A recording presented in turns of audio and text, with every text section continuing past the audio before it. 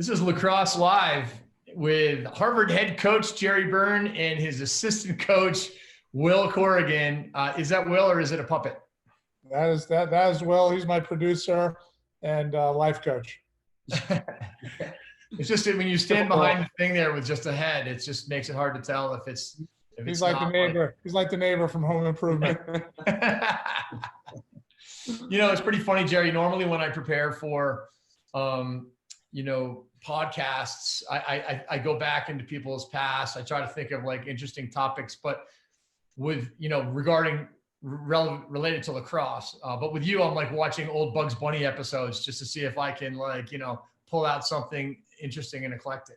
Well, you and I, and if I had to rank the 5 people I've spoken to the most in the last 10 years, it's probably Kevin Corrigan, Matt Carwick, my brother Thomas, my brother Steven, Jamie Munro, and baby Doc Byrne, my wife Tracy. So you're in the top 6. Wow. We've covered a lot of ground around culture and music and lacrosse. So sure. That's why we have so much fun doing this. I think this is my 4th or 5th time being on the interwebs with you. Yeah, no doubt. I love it. I love talking lacrosse with you. And here's my what we're going to kick this off with is you have to come up with a line. I'm going to name a movie and you got to come up with a line. That's going to be the test. I'm going to give you 5 of them. You're going to see how you do. Yeah, ready? Hit it. Ferris Bueller's Day Off. Something do economics. Voodoo economics. That's all you got? How about? I was not a huge fan of Matthew Broderick as his comedic talent. But that was as classic of an 80s movie as you're going to find, though. True. And sometimes you just got to say, "What the heck?" But that's not from Ferris Bueller's Day Off. That's from Risky Business. No, that's from. Is it also from Risky Business too? Risky Business too. Money. Oh yeah. I confused my movies. I'm sorry. You're right. That was Risky Business, 1000%. Ferris Bueller's Day Off. Yep. That life comes at you fast if you don't slow down. That's the one I was thinking of. Yeah. Oh, I can't believe I confused those two. But Risky Business was what I was thinking. Both of those are pretty awesome, actually. Gotcha. How about Fast Times? Mr. Hahn, you keep on saying it's your time, but if I'm here and you're here, isn't it our time? Love it. The Shining. The Shining. Wendy, darling, light of my life. How about Ghostbusters?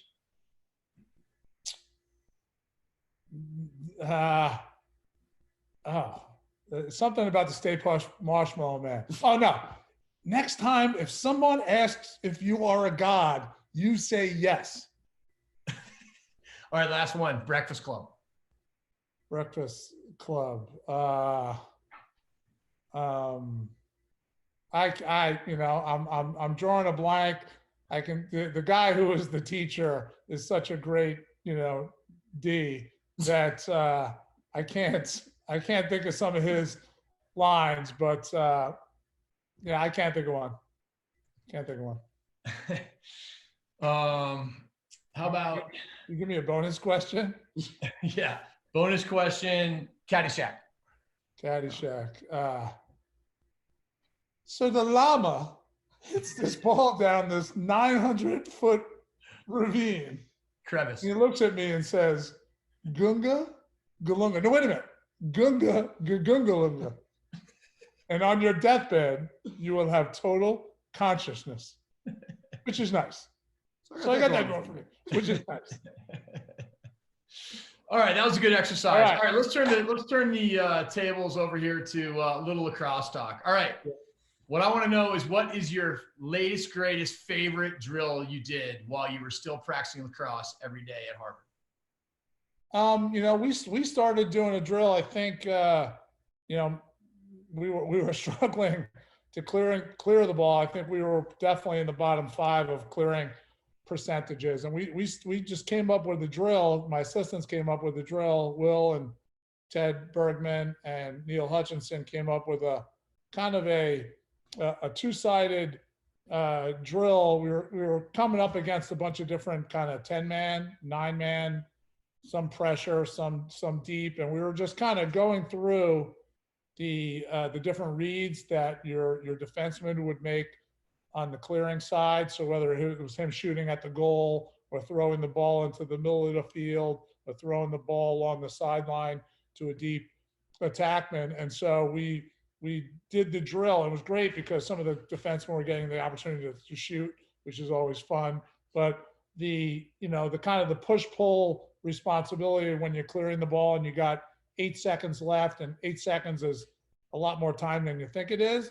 And we were going through the progressions of reads on the clearing side, and then we went through the 3 or 4 different looks that the clearing midfielders and defensemen would make, and then we turned it into a full field drill. So they were kind of almost like, it was almost like a quarterback clearing drill where the ball got to certain parts of the field, and after you caught the ball and you made your turn, you had to go through your progression based on ball pressure, angle, how much time was left. So we created all these different scenarios where it started with, hey, you caught the ball and made one decision. And then as we progressed during the week, you caught the ball and made 4 decisions. And you had to practice the ability to make all those passes. And again, it was a scenario where there was less than 10 seconds left in the clear. So we were creating a little pressure. But at the same time, you were also kind of illuminating the fact that as a player, I'm not comfortable rolling away to my weak hand, or I can't consistently deliver a 15-yard pass, even with my strong hand. So I think one of the things that young players need to get better at is really confronting some of the plays that they can't make, and instead of ignoring them, basically exposing them. And so that was one of the things that we wanted to work on with our team, saying, you're not going to get enough reps in practice to get better at this. So this is something that you need to do on your own. And I always use the metaphor when I'm talking to guys about their academic progress is if English composition or math is your worst subject, if you wait to do that at 10:30 at night, you're going to continue to stink at it. It needs to be the first thing you do when you get home from practice, or the extra help that you go to after school and before practice starts. Because if you keep on ignoring it because you don't like it or because you haven't proven the ability to be good at it, you need to confront it. And it's the same thing with kind of. And you can't super score it either.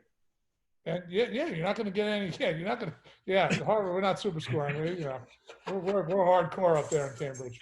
You can't just take your best clearing passes from like 5 games and then just count those. Exactly right, Coach. I did this the other day in the drill, but yeah, it's not the drill anymore. I'm just super scoring it this week. This is not a drill. This is not a drill. Hey, my solution for if you want to get better at clearing, the best drill that most people can do if they want to get better at clearing is get out the hacksaw and cut about 6 or 8 inches off your stick. For the defenseman, I played with the short long. Schlong. I'm not allowed to say that. So I was a big fan of that. I figured my feet were never going to get any better, but if the ball bounced near me, I could pick it up. Well, the fact that you were like 6'3" and 6'7" with the afro definitely made the stick look shorter than what it probably was, close to 6 feet. I made $3 million a year, earned every nickel of it. Fletch, nice. That's 2 straight podcasts with a Fletch reference. Underappreciated. Probably the last time Chevy Chase was funny. Yeah, possibly. I think you might be right about that. That was as good as it gets. All right. Another question I was thinking about. I want to hear what you learned to help your philosophy on defense or whatever it is that you're teaching that you learned from other sports. And I want to start with basketball. I think, relative to learning from other sports, I really enjoyed when I was at Notre Dame. I really enjoyed going to Mike Bray's practice. He's the head basketball coach at Notre Dame, and really well respected. And I think one of the things that I learned from him was that it's really important sometimes to be quiet. That if you want to learn kind of about what your team knows, is sometimes you kind of try to blend into the background, that you try to step back. If you spent Monday, Tuesday, and Wednesday, say you have a game on Saturday or Friday night, that if one of the ways to check whether you've done a good job in preparing your team is to step back a little bit. And if you went to a Notre Dame basketball practice, one of the things, and it was maybe the day before a game, and they've been preparing for 2 days, is that they had their practice plan, and they had the drills that they were doing, and that they had their language that they were applying. Is that one of the things that he would do was he would just kind of blend in, and he was really subtle with his coaching. There wasn't a lot of yelling going on, and he was testing how prepared his team was. He still had a little time, either the second half of the practice or the walkthrough the next day, to be critical and to critique his team's development. But he would just kind of be there, and his assistants were running things, and he was really paying attention. He'd write some notes down about, maybe something that he wanted to address in the next huddle, or a drill that maybe he wanted to tweak later in practice. But he was taking the pulse of his team's preparation. Now, listen, when you've been at a place for a long time and you've had success like he did, then you can do that because you have a history, you have a sense of what your team feels and sounds like when it's ready. So I think, as much as anything, that's one of the things that I tried to bring to our team this year, because one of the things I always say is, what I know on game day doesn't matter as much as what your team can execute and what they understand. So all the knowledge that I have, as incomplete as it is, and all the knowledge that your assistants have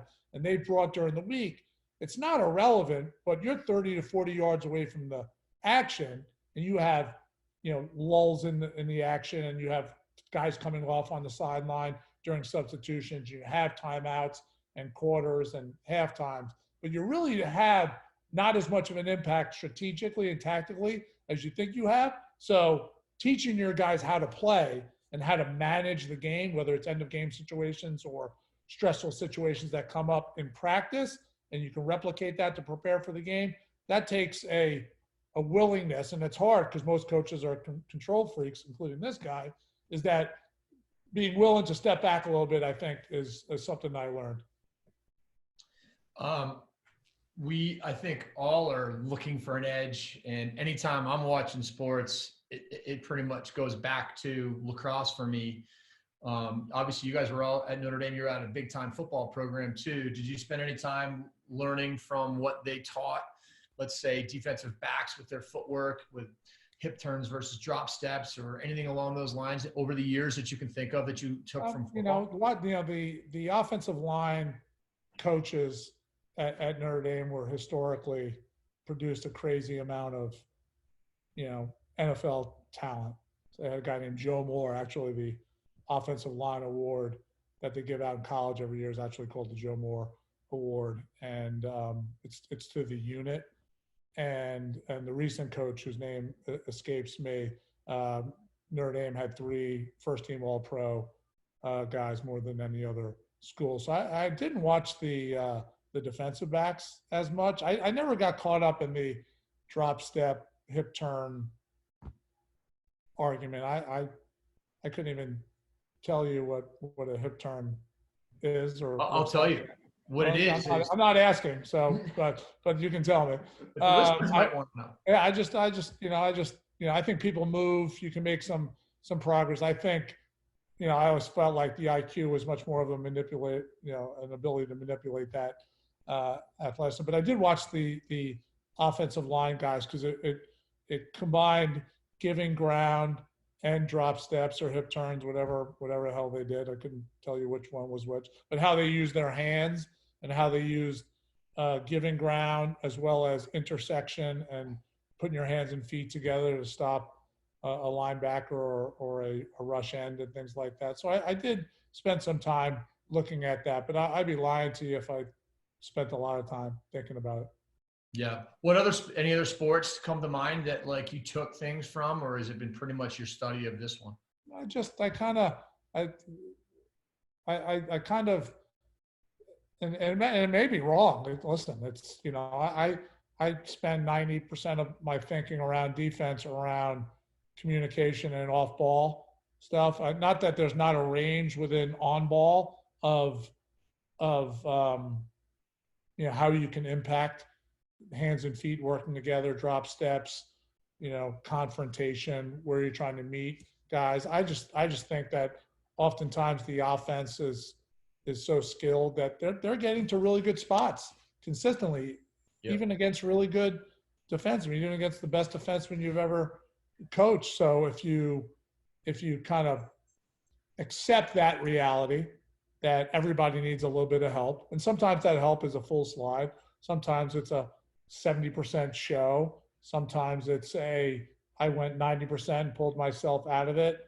I felt like that was a much more of a controllable asset than saying, Joe Blow guarding Jim Jones, we're not going to do anything to him and don't even look at him. And that works up to a point, I guess. And so if I stipulate that, then I can put my energy and thought-making process against much more controllable 5 guys who are off ball. Yeah, cool. All right. I was talking with Eddie Glazer the other night. The Glaze, justglaze.com. Justglaze.com. What a great guy, man. I mean, just so smart, so articulate. Is this the second time you've talked to him? Yeah. I mean, I did. So I work with some athletes and I wanted them, while they can't play lacrosse and there's not a lot of film to watch for them, we just went and we watched I cut up some clips from the PLL championship game and got a couple of these defensemen on and we did a little Zoom call with Glaze. One of the things he was talking about that I think any coach who's on here listening might find interesting. I forget what the terminology is, but it has to do with when you're kind of overloaded and the ball's trying to swing to the side you're underloaded on, how you guys try to force the ball back in that direction. If you wouldn't mind talking a little bit about that and explaining it. It's a pretty, simple concept that makes a lot of sense, which is, if there's 4 players on one side and 2 on the other, let's not make it easy for them to get to the side of the field where there's only 2. I think that there's nothing more important than that. And Eddie and Matt Landis and Eppel and Sexton and Jack Neer and, a bunch of guys who, were, crazy talented athletically. And it's also one of the things that, just to kind of preamble what you're talking about, is a lot of time, like trying to find guys, try to develop guys that not only care about guarding, because everybody, it's one of the reasons a defenseman gravitates to playing defense is that they love that confrontation. And there's so many different ways to guard people and to recover.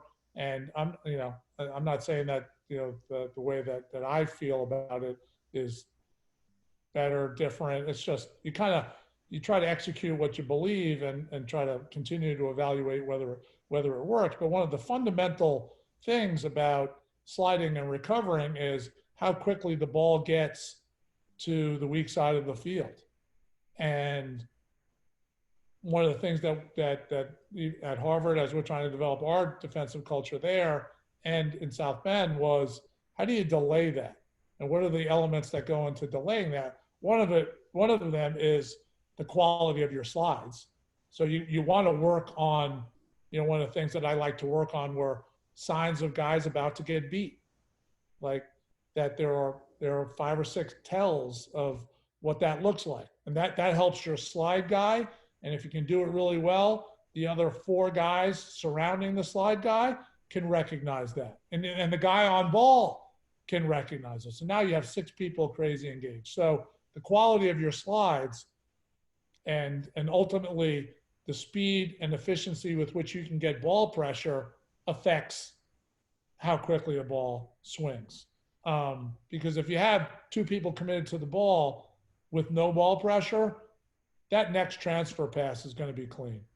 Yep. Unless you got to, so if that first transfer pass is clean, the likelihood of the next pass is clean. So the quality of your ball pressure, the quality of your poke and your approach, how long it takes that guy to survive you. So quality of slide decision, I think off ball, what passing lanes look like. Are they massive?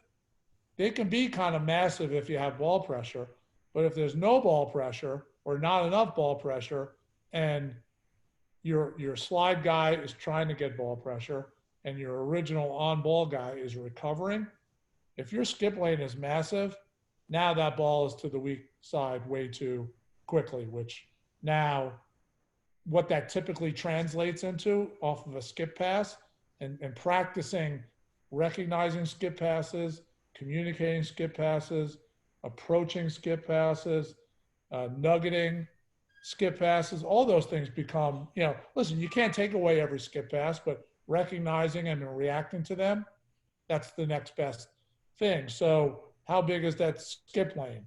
How much are you recognizing if you're a perimeter off-ball defender? I have a man at 18 and I have an open guy at 9. Where do I need to be within that 9-yard range that can affect that? And again, teams play that different ways, and I'm not going to argue one way or another, but I'd rather give up an 17-yard step down, even in the PLL with twos. I'd rather give up a 17-yard step down than a guy catching and shooting from 8. And then the next thing is, what are my approaches? Can I delay it by scraping a lane? Like, hey, I got a 2-on-1 with Jamie, and if he's just selling a transfer pass with his hands, can I scrape that lane and buy a second? Because every second in my mind, as the ball gets moved from strong side to weak side, every second is about 2.5 yards of an approach. So if you can equate that, and whether you have guys, Harvard type guys or Notre Dame type guys know if 1 second's worth 2.5 yards, what can I do to steal a second? So that could be a scrape, that could be an approach that makes a guy go back to the same side of a dodge, or can I get aggressive ball pressure on the next pass, or can I slow play it? So I got some very specific thoughts on that, Jamie. Yeah. I really don't want to divulge too much because that's very particular. That's a very particular thing that I believe in and I teach, and I don't want to share too much on that. But scraping, slow play and fast play, skip lanes, and helping your guys understand what each second of delay means. Just like helping them understand what sliding with no ball pressure means, that you're going to pay a price for that somewhere. I mean, the concept is not that hard to understand. Getting people to be able to communicate it is really, really hard to do. And I do think that, your focus on off-ball and communication, which you stated 10 minutes ago, is really is the key. And how you do that is really your secret sauce. But the other part of that, Jamie, so I'll give you an example, right? So say it's a 10 set, Jamie, like an umbrella set, and you're dodging the corner, and I'm the slide guy. Yeah. And it looks like you're going to kind of get underneath. You're going to carry deep and get underneath, and I show or slide, and you roll out back to your right hand, and right at that rollout moment is, should the slide guy finish his slide? Should he stay sideways and maybe recover back in? If he finishes his slide, do I have enough ball pressure?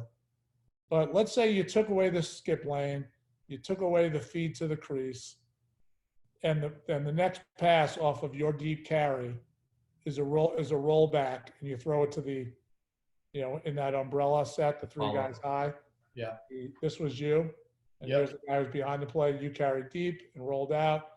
Is the guy who picks up the guy on that pass, is his approach, and approaches and ball pressure and communication, if you do those three things well, you're going to play pretty good defense.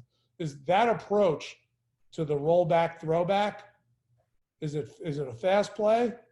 Is it a slow play? Is my angle straight on? Is it shaded back to where your original dodge was? Am I scraping the next pass? I like to practice all of those things. I like to create the scenario.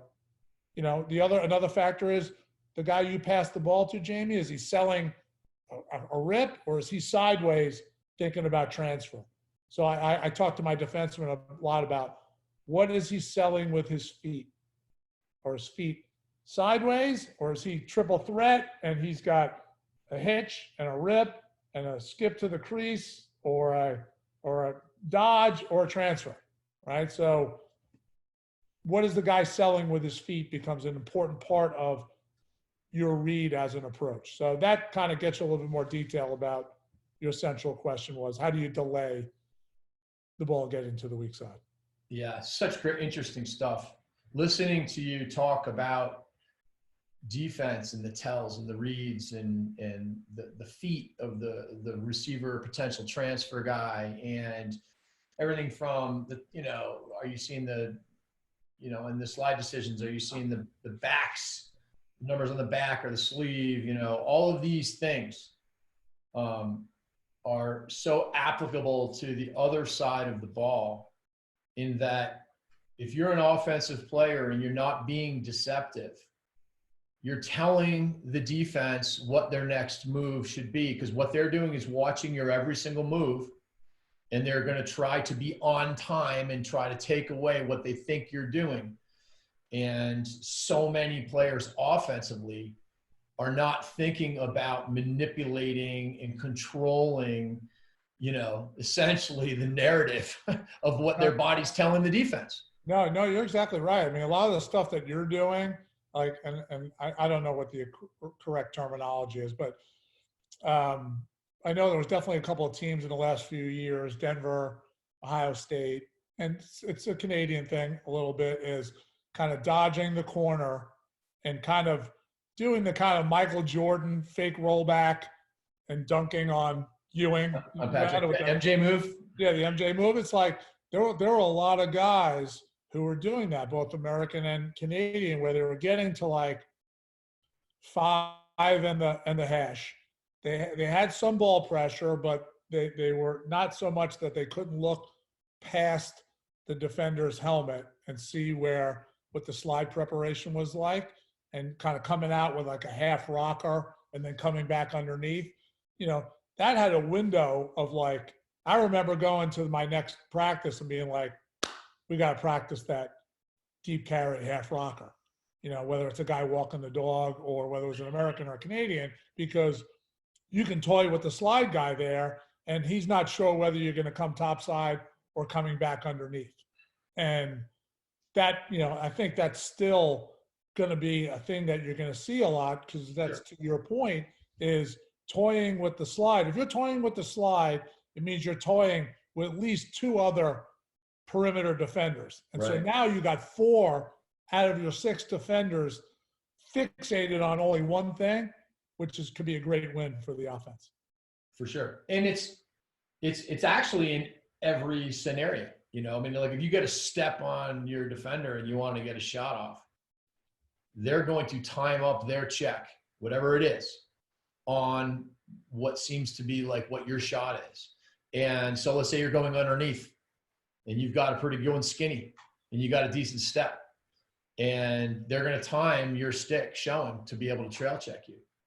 Right. If you show your stick and pull it, you'll draw that swipe, and then it'll open up a window to shoot it. And this happens like literally with everything. If a tell is in a 2-on-1 situation coming from behind where an adjacent might be thinking about crowding or helping, and a guy puts his head down, you know, it gives the indication that they're all in on this dodge, you know, but a smart player might put his head down and like lift it right back up and bring you to him. And just, you know, literally this level of control extends itself. And the defense is well coached defenses are using their every single movement as a read and a tell. A good player is doing that, just like goalies are doing that to shooters, you know? No doubt. Yeah, I think the thing the challenge kind of with a lot of what you're teaching on offense is how do you, like, if you're teaching a guy to dodge and step away and redodge is, and that might not be the exact language that you use, but really good players don't decelerate that much. It's the appearance of a step away or more subtle movements with an elbow or a slight turn of the head of the stick. It's not like I always tell my guys, I've seen better acting in, B movies, is when a guy's making all these big fakes and things like that, that's easier to play than the guys who do it subtly.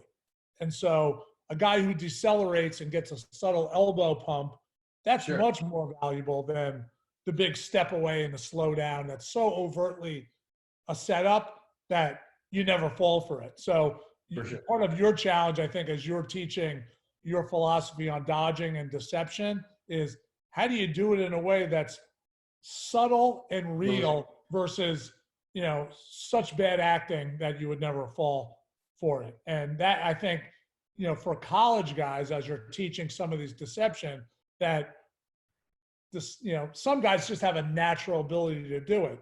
And some guys will never get it.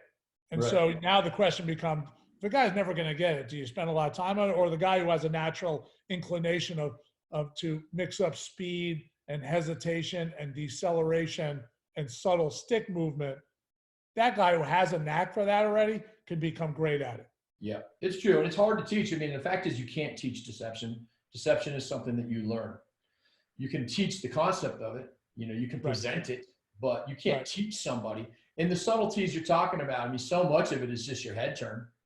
Literally, just decelerate and turn your head and look back, lift your hands a little bit. It's subtle stuff that really makes a big difference. Now, Brownie, at Denver, great at it. The Ohio State guys did a really, good job at it. It takes a lot of drill, a lot of shell stuff. It takes a lot of guys at this time who they're going out on the field or in their backyard and they're standing and ripping from 15. And it's like, you'd be better off working on some of these subtleties of what you're talking about. And the best way to learn how to do this stuff is to play hoops. No doubt. You look at Steve, like Chris Paul. Listen, Steve Nash was quick and Chris Paul is relatively quick. But talk about guys who used, Pete Maravich, the guys who use real subtle, movements and just totally punked guys. If you put them in a pro shuttle or some sort of sprint, they'd probably be in the middle of the pack. But you give them a ball and you give them some of the, the body movements that they had. I think one of the things coming back to Eddie is, and I talk about Eddie Glazner a lot because Eddie was a good athlete, and he's one of the few guys. A lot of time I can remember this conversation like it was yesterday because you get to the end of your season and you lose the last game or you make the Final Four or whatever it is, or you're disappointed, right? Because you didn't win the last game of the year. And I remember him calling me and saying, Coach, what do I need to do? I want to contribute. I want to be in the mix, and what can I do? And I remember telling him, and it's something I tell guys to this day. It's like, you need to have a PhD in our defense. Because if you have that with your very solid, to good athleticism he had a great stick and a real competitive hunger, and you have a mastery of everything, and you look at him now and he's, I've said this before, if I was the coach of the national team, he'd be not because I coached him, because it's, a guy who understands how to cover and how to play off ball and how to communicate and play every position on the field is a crazy valuable asset. So he did that. And if you look at, any of the drills or find him, examples of him, he's constantly organizing. He's organized. He's communicating. He's telling people what to do. He's using their name. He's moving efficiently. And, those are the guys I'm looking for. The guy who's a freak athlete, they're easier to find on the field. Ray Charles could see them, but a guy who can do all those other elements, that's a guy you can build a defense around. No question. And I'll tell you what, I mean, talk about a PhD in your defense. Listen to him talk about it. I literally could sit there and watch film with him and listen to him talk all day long. It's unbelievable. I mean, he could be a big time coach. There's no question in my mind. That guy is so good. I want to go back to hoping he comes to Harvard Business School and kind of exactly. There you go. The special consultant. I want to go back to the subtle fakes thing. I want to talk about a scenario that I've been thinking about. I want to get your opinion on it. All right. Scenario is like kind of a roll back to the middle against a short stick, up around 15, 16 yards. And you've got adjacent help. You've got the threat of that fade of that adjacent. We'll say it's a 2 out top with a crease that's like just far enough away. Maybe that crease is kind of is mirroring that top side rollback a little bit. So you got a crease guy in there, but his man's sort of like going opposite, right? We have a whiteboard here. Let me text Will Corrigan. We bought a whiteboard. Let's do a little technology here. And it's going to be tough on a podcast though for people to see the whiteboard. True. But this is more conceptual. But now that you understand the situation, got it. So as you are dodging closer and closer to that adjacent player, and that defensive player is crowding the space of that lefty, not necessarily trying to creep towards it because you're worried about that guy fading back on you, but at the same time, if you're in the way, you're in the way. You can slow play it, at least be in the way, crowd it. And the scenario I'm thinking about involves those subtle little hitches where now you can hitch and get through the gap, given the fact that your own defensive player on ball is going to be less likely to overplay you towards the help. And oftentimes a little bit of a rocker and a pump can put you right through that gap. I was wondering what you're. I think you see that. Can you hear me, Jay? Got a little delay here. Can you hear me? James, can you hear me? You got me? Yep, I got you. Can you hear me? Yeah, I got you. I think you see that. I think you see that a lot in the NLL, where you guys come off a 2-man in the alley, and they get to the middle, and they don't throw the throwback, and they kind of sky whammy or pox fake and step through. I think for teams that are adjacent or don't like to slide from the crease and are trying to hedge adjacently, what makes that more valuable is the role of the next 2 adjacent offensive players. If you have great spacing, you have the best of both worlds. So what you see a lot of teams do in field is, if they know the team's not a crease sliding team, that they'll pop the crease guy as the dodger comes to the middle of the field. They'll vacate the crease and pop that guy behind the ball and fill with one of the other 2 offensive guys. Duke was very good at this. Can you hear me, Jamie? I lost you at if they're a crease sliding team. Okay.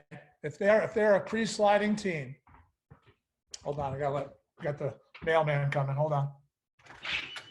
If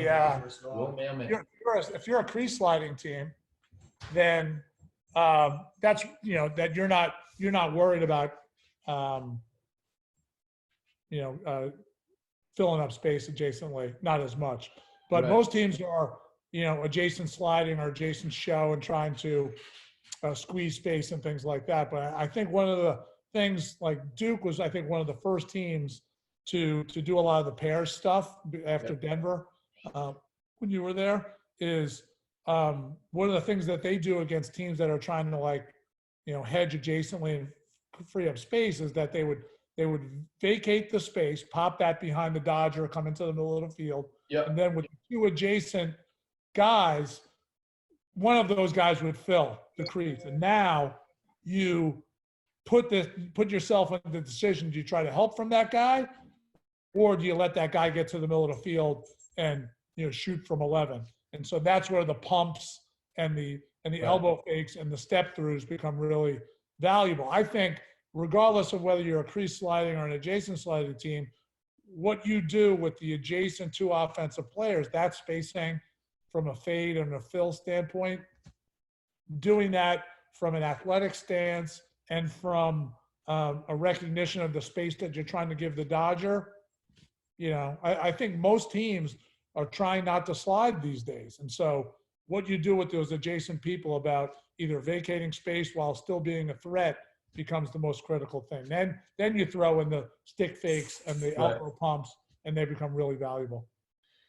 The difference between the scenario I'm talking about and the Duke scenario you referenced is when you really don't have anybody beat. You're out at 16 yards anyways. Everybody feels pretty good about what's happening. Maybe even the adjacent player's man isn't even fading. He might be at the restraining line, outside of you a little bit. And all of a sudden you feel pretty good. And then you watch some of these guys. The Canadian kid from Penn State, I'm forgetting, Kelly, would do that stuff all the time. I know you guys didn't play Penn State, but he was a guy that used this technique to get himself through gaps. And I just see it as an unbelievable opportunity that I think we're going to see more of in the coming years, right? It's really when you feel good about your positioning. Like, the tell is I'm seeing the numbers on the back of my shorty. It's no big deal here. And there's a help guy right there. And then all of a sudden, the problem with that, not your mentality, but the problem is when you got a guy at 16, he's 2 steps from 14. And if you're not going to slide and help, all of a sudden, I just don't think you can guard guys for that long. Mm-hmm. Even the best guys. And you throw in the determined, American or Canadian, but a determined dodger at some point is going to get an edge. And, I would rather, slide and recover and make guys, make hockey assists, because a lot of times your best players, and not out of selfishness, more out of confidence, that I didn't come here for hockey assists. I came here for goals and assists. And if you can force slide and recovery against a team that maybe doesn't have great spacing, you do that 3 or 4 times, you're taking 60% of their possession away from a clock standpoint. I hear you. I don't disagree with that. But the phenomenon I'm referring to really is that the closer your on-ball defender gets to help adjacently, the more they underplay you towards it, and the more you can get yourself through a gap. Yeah, no. You're seeing this. How many times did you see a box pump fake adjacent, the adjacent guy who was hedging, chase back on that pass, and then the guy stepped through? And guess what? If it's a righty against a lefty, like say Jamie, say you're the lefty and I'm the righty on you, and you're fighting your way to 16, right? Say it again, please. Hey, let's talk about that scenario. That you're at 16, and I'm defending you, and I'm a righty and you're a lefty, and they're trying to hedge and a 3 in space. You throw a box fake and go to step through. Not just me, even though I like to go over the head, but I'm going to go for that trail check. And now you're stepping through. You're bringing the head of your stick right to the front of your face. The trail check misses. And so instead of an east-west dodge where the guy's got to score at 15 going hash to hash, he's stepping through, coming right down Broadway. Right. And he's doing a twister, or he's looking down and throwing it to the opposite corner. You see that all the time, but I think a lot, besides the trail check temptation, it's also, hey, we're not going to slide temptation, which, great, we're not going to slide to Joe Blow. That works till you have to slide to Joe Blow. It's true. But you know what's interesting about this phenomenon too, though, Jerry, is that oftentimes the on-ball defender is working so hard to body, he can't see that you didn't throw it. Right. And that is a fact. And so like the adjacent player will bite on it for a pause, but he can see it. But the guy on ball can't tell that you, especially if you kind of do hold it out there. And what made me think of it was the box fake concept. Remember that Zach Miller goal? No, I completely forgot it. Yeah, that one. that he held it there and nobody could see it. The guy on ball defender couldn't see he didn't throw it. You know what I'm saying? And it's interesting. It's just an interesting concept that I don't know. It just interests me, and I was curious. Yeah, but you're turning this into gladiator school at 16, where a guy's guarding a guy for like 6 or 7 seconds. I'm like to me, like not that we do a lot of one-on-ones, but like that would be an unrealistic scenario in my world, because I would expect my guys to make a decision already. But it's easier to teach not sliding than it is to teach sliding and recovering. Yeah. In the end, it all just kind of comes back to the defense is watching what you do. And a really well-trained defense is going to make good reads. Ball bearings now. It's so true. Hey, Jerry, give us a little update on what you guys got going on with all the online webinars and content you're doing. It's it's been fun. We're trying to be, I think it starts with, we're trying to keep our own skills sharp. So, having these conversations with you really helps me think about the pressures that you're going to face as a defensive coach. So I love when we chat, because you're thinking creatively. You're thinking not just, hey, this is good for the offense, but tough on the defense. That not a lot of people think that way. But so the webinars for us they've been fun, because they are keeping us connected with high school and youth coaches and club coaches from around the country and around the world. We're able to field questions in a chat feature, which is pretty fun. I think you have a chat feature too, Jamie. I don't know if people are asking any questions, but they should. We're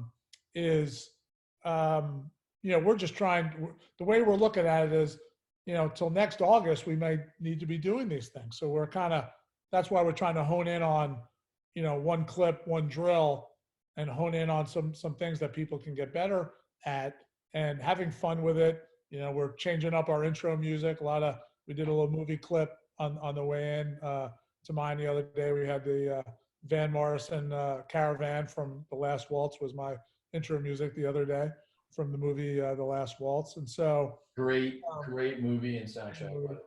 Top one of the top concert movies of all time. And so we're just having fun with it, and it's keeping us connected.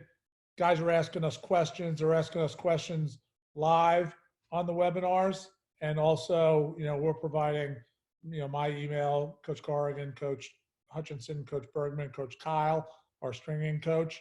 So everybody's getting engaged, and we're just trying to be good community citizens at a time where there's so much anxiety and stress and an unsure sense of what the future holds for us, that we can bring a little humor and a little knowledge into the day.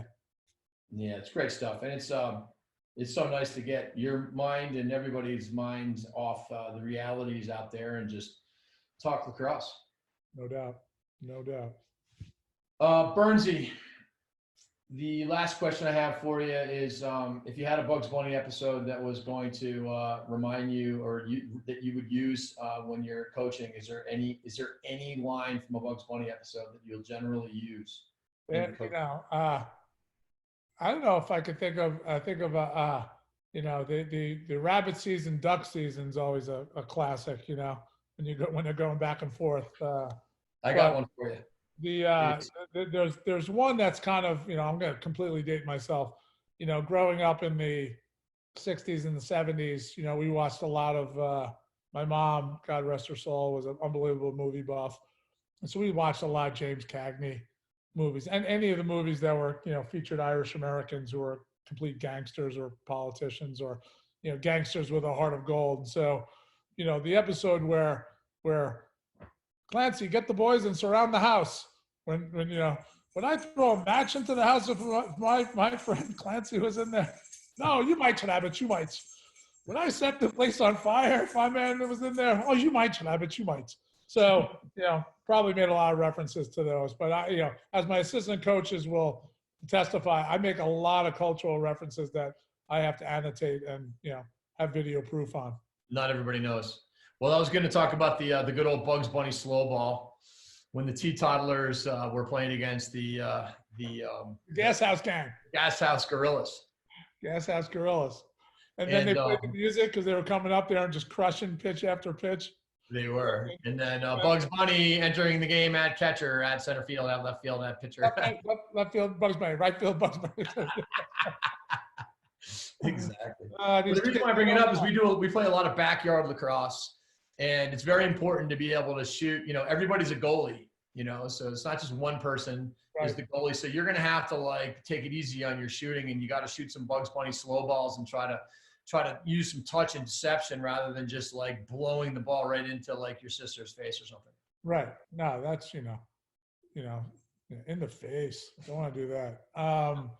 Listen, man, we're, you know, I'm about to, you know, Coach Corrigan and I are getting a little work done today. You know, we're going to get on the pickleball court shortly. He's moving me around like Geppetto out on the court, you know, I need to be humbled every once in a while. My wife would say pretty regularly. So it's good. It's good to get out there. I love competition. Similarly to you, is like it helps me have an empathy for my guys because I know it's hard to do things when you're tired. And it's easy to kind of self-coach yourself in a way that you pull out of the play or you don't hustle and things like that. So I like to continue to compete because I know it's hard what you ask your players to do. And so, yeah, you know, and I don't want to lose that everything matters. And that, you know, I believe that there's always a scoreboard, and not in the sense of I'm trying to crush my opponent, but score is always being kept. And so I want to keep on doing those things. So I love getting out there. I think this time has made it really hard for people to do that, and it forces a creativity, which is what I communicated to my team the other day, is you have a schedule, you have a plan, you have limitations, you have opportunities. Do what you can and do it really, really well. And because 6 months from now, I really don't care what your obstacle was. You either did it or you didn't do it. Yeah, and that's right. It's the same thing we're looking for in recruiting. So, you know, I think, you know, one of the things our webinars are doing is less talking about how we play, because, you know, we're developing, you know, product up in Cambridge, more that there's different ways to teach it. And however you teach it, make sure you understand the cost and the benefits of teaching it that way. Love it. Jerry, thank you so much for coming on, man. I love talking lacrosse with you. We got to do it again sometime soon. And good luck against Will and pickleball. Stay healthy, stay safe. And so my best to Sarah and the whole crew out there. Same right back at you. Thanks, brother. See you, bud. Bye-bye. Peace.